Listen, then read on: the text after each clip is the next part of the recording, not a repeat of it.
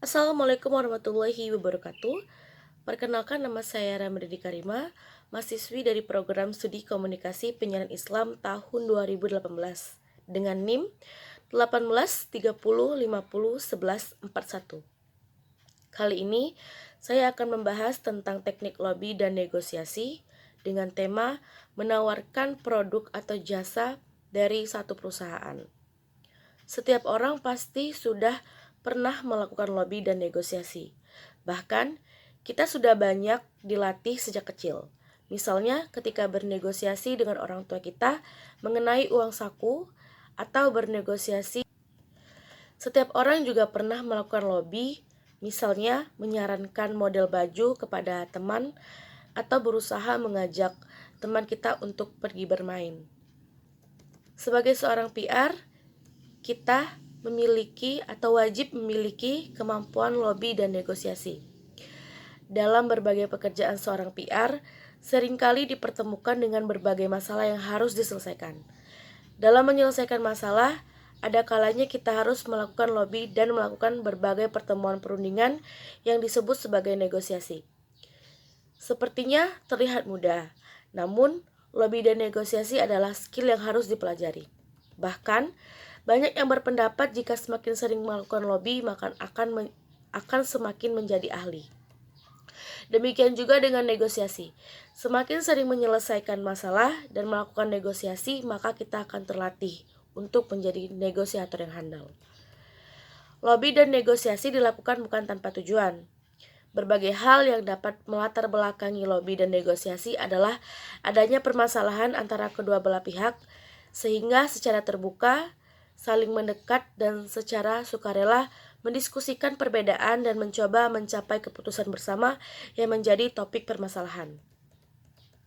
Jadi, negosiasi dapat didefinisikan sebagai sebuah kegiatan atau upaya kedua belah pihak yang memiliki masalah untuk sukarela mendiskusikannya dan mencari solusi bersama. Lobby merupakan upaya meyakinkan kepada pihak lain agar mau mengakomodir kepentingan kita sehingga muncul solusi dan terbinanya hubungan baik antara kedua belah pihak. Win-win solution dapat dicapai dalam proses negosiasi selama kedua belah pihak menyepakati dan berkomitmen untuk mendapat solusi terbaik bagi permasalahan yang sedang dihadapinya. Berikut poin-poin yang dapat mendukung tercapainya win-win solution. Yang pertama, memahami masalah secara komprehensif. Yang kedua, mempersiapkan materi negosiasi dengan baik dan menyiapkan berbagai alternatif penawaran. Yang ketiga, fokus berpikir bukan hanya pada masalah namun pada solusinya juga. Yang keempat, bersifat terbuka dengan pihak lain. Yang kelima, fokus pada kepentingan bersama bukan pada satu pihak saja, apalagi individu. Yang keenam, kolaboratif dan siap bekerja sama. Yang ketujuh, mengedepankan mutual relationship atau hubungan bersama yang saling mendukung. Dan yang terakhir ada akomodatif, mau menerima masukan. Nah, lalu apa sih fungsi dari lobby dan negosiasi? Fungsi negosiasi memiliki 5 utama, yaitu mencapai kesepakatan, menyelesaikan permasalahan, membuat peluang atau membuka peluang, mendapatkan keuntungan, dan merawat hubungan baik jangka pendek maupun jangka panjang.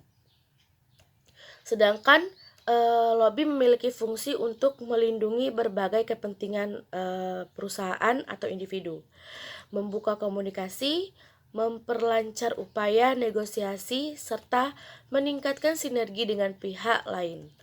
Pendekatan yang dilakukan dalam upaya lobby juga bermacam-macam.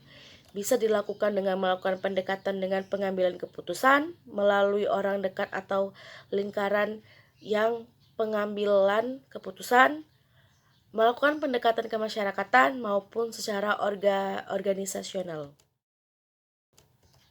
Masuk ke tema kita, yakni menawarkan jasa atau produk dari satu perusahaan.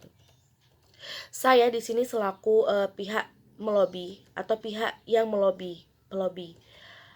Agar niat untuk melobi seorang atau lembaga tertentu itu berhasil dengan baik atau sekurang-kurangnya tidak menimbulkan penolakan, berikut petunjuk-petunjuk yang harus kita perhatikan. Yang pertama, kenali target. Perlu mengenali dan memahami target sasaran kita, karakter target orang yang akan dilobi dengan baik meliputi sifatnya, sikapnya, kemudian pandangan dan perilakunya. Sehingga ketika akan menawarkan jasa atau produk, kita bisa menentukan teknik komunikasi yang akan digunakan agar komunikasi terasa nyaman dan tidak akan ada kesalahan yang menyinggung perasaannya.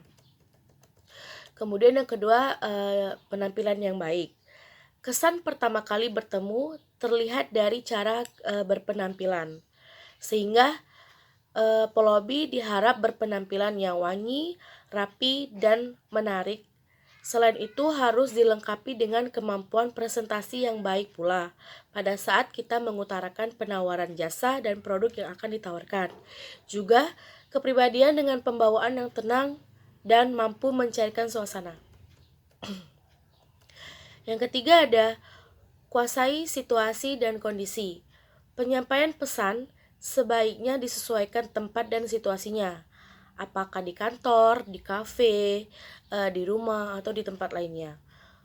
Apabila tiba-tiba ketika kita sedang melobi, datang orang lain dan mengalihkan pembicaraan, sebaiknya kita menghentikan pembicaraan agar apa yang diperbincangkan tetap bersifat privasi. Kemudian cara penyampaian. Apabila pihak yang didekati adalah pribadi atau orang yang memiliki nama atau tergolong orang penting, maka cara yang dilakukan bersifat persuasif. Dan jika merupakan kelompok, maka pesan harus bersifat argumentatif. Pelobi harus menyampaikan alasan dan pertimbangan yang logis dan rasional yang bisa membuat mereka yang dilobi jelas menerima pesan, mengerti dan memahami, sehingga bisa diterima dan mendapat dukungan dari orang yang dilobi. Kemudian mengemas pesan. Umumnya pesan dikemas secara menarik, rapi, dan terstruktur akan mudah dipahami dan lebih membuat orang cepat menangkap makna yang disampaikan, terutama pada pihak yang akan kita lobi. Pengemasan bisa dalam bentuk penawaran singkat atau memperlihatkan testimoni yang akan kita tawarkan. Yang terakhir, jangan takut gagal. Menurut pepatah, kegagalan adalah keberhasilan yang tertunda. Memang benar, apabila kita terus mencoba kembali, kita akan mendapatkan keberhasilan tersebut. Karena semakin diulang, kita akan tahu di mana letak kesalahan dan kekurangannya. Tidak ada sesuatu yang kita kerjakan langsung berhasil dengan waktu yang singkat tanpa adanya rintangan yang harus dihadapi. Nah, kemudian jika saya menjadi orang yang dilobi, yang pertama saya lakukan sebelum menerima tawaran produk dan jasa tersebut, terlebih dahulu saya melihat dan menanyakan testimoni dari konsumen lain terkait dengan apa yang mereka tawarkan. Kemudian setelah melihat hasil testimoni dan mempelajarinya, saya baru bisa menentukan keputusannya. Kemudian setelah saya menanyakan testimoni, saya akan menanyakan harga atau price list dari apa yang mereka tawarkan, dari produk atau jasa yang mereka tawarkan. Jika dirasa semua hal tersebut cocok dan bagi saya itu worth it, saya akan membeli atau menggunakan jasa dan produk yang mereka tawarkan, gitu. Mungkin itu saja yang bisa saya sampaikan. Wassalamualaikum warahmatullahi wabarakatuh. Terima kasih.